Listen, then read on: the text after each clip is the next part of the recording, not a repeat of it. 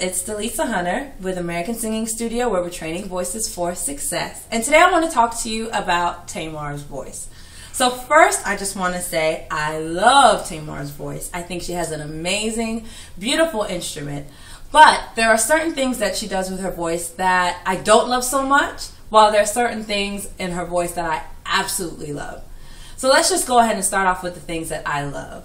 One of the things I love about Tamar's voice is that it is clear as a bell. I just love how resonant her voice is when she's actually really supporting it. Her high notes they make her voice seem completely weightless. I love the lightness of her voice. I love the brightness of her voice. It sounds very, I don't know if reedy is the word, but it has like a brass-like quality, almost like a horn. I absolutely love sopranos like that. And I love that she's a true soprano. So I love her tessitura, which means she's a soprano who her voice really, really blossoms in the higher parts of her range. And again, her voice just becomes extremely agile once she hits that E, F, G register. I absolutely love that in her voice. Now, there are a few things that I don't love so much about Tamar's voice, and I can't say it's just attributed to her voice. I think there are a few habits that she has as a singer that hold her back from giving her best 100% of the time. So let's go ahead and discuss a couple of those. So the first thing is, of course, when you first hear Tamar, you think, especially in her lower register, wow, she sounds a lot like her sister Toni. And she tends, at least in the public eye, to attribute that to the fact that they are related. When really it has less to do with their bloodline and more to do with their perceived aesthetic. They just like sounding like that. So for example, in the beginning of Love and War, somebody said every day, not gonna be sunny skies. Sorry, I just jacked up the words, but you know what part I'm playing.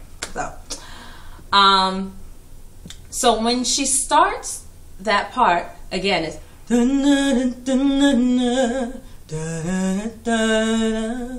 it's very dark, very much like how Toni does. And as you can see, I'm not related to either one of them, and I'm able to do that. That's what happens when your soft palate is too high, and it's called hyponasality, when you're singing way in the back of your throat. When you're singing, you're supposed to sing like the beginning of the yawn, and they tend to sing when they're deeper in the yawn, so they're pushing their larynx down. Anybody can make that sound. But the problem with that is it results in a more labored vibrato. It actually makes you hoarse a lot faster, and then you can't enunciate your words as well. And so that's what you tend to hear in her recordings, is it just sounds a little bit dark, which isn't characteristic of her voice. Her voice is actually very light and very bright. She could very easily just push her voice forward and just say, na na na na na na, gonna be sunny skies, only Marvin Gaye and lingerie. You know, even in lingerie, she doesn't have, you don't have to do that in order to sing low, even if you are a soprano. There is a way to bring your voice forward. So that's one of the things that Tamar does in general that I just go, oh, I wish she would do that differently.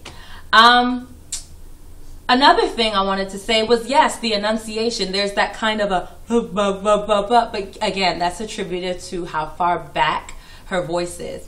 The other thing with Tamar's voice that it's kind of, you love and hate that she's such a skilled singer, but I think being a background singer, again, she's extremely skilled, which means that usually when she's singing in her lower register, she doesn't support her voice as well, which again attributes to the fact that when she's high, she's soaring.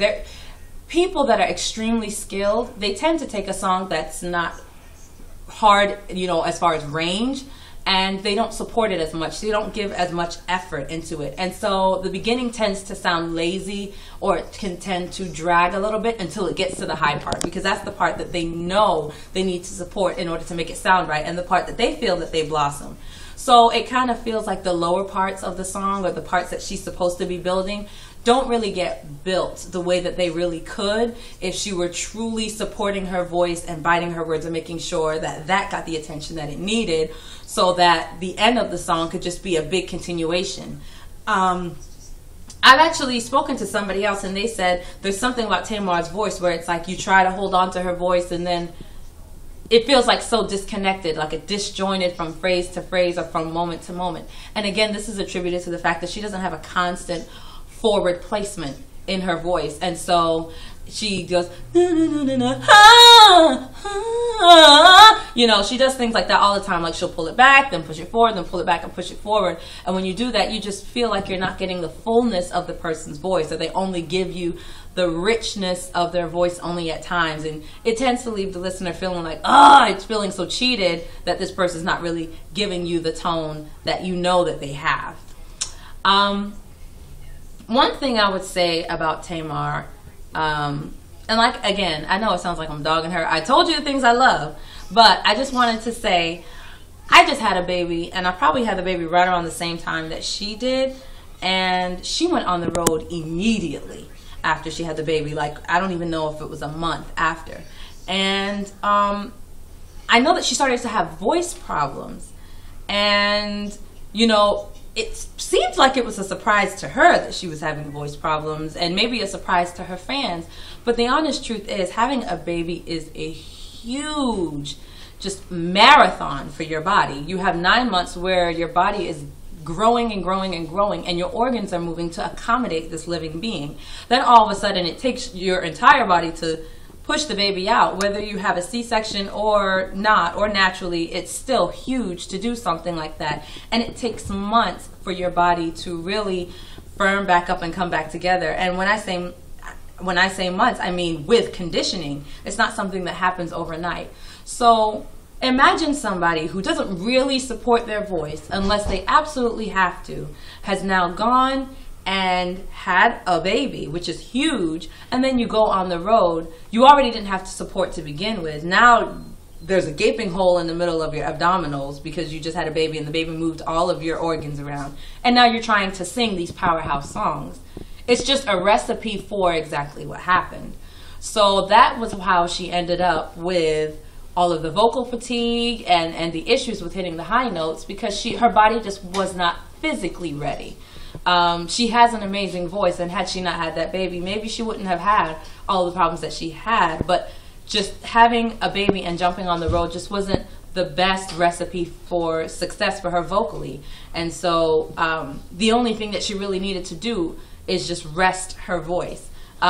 Even if everything else were perfect, of course she needs rehabilitation, and of course she would need somebody to really teach her how to support her voice all over again, because those muscles are just weak, and she has to kind of build that together again. And that, again, will only really happen with time and rehabilitation. So, in short, would I want to be Tamar's vocal coach? Of course. I would love to be Tamar's vocal coach. And so, I love Tamar. Absolutely love her voice. I love her music. I think she's great.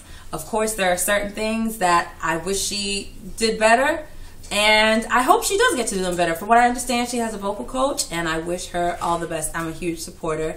Thank you guys so much for watching. Make sure you go to my website, www.delisahunter.com. Check out my products and hit me up if you want some voice lessons. God bless. Bye-bye.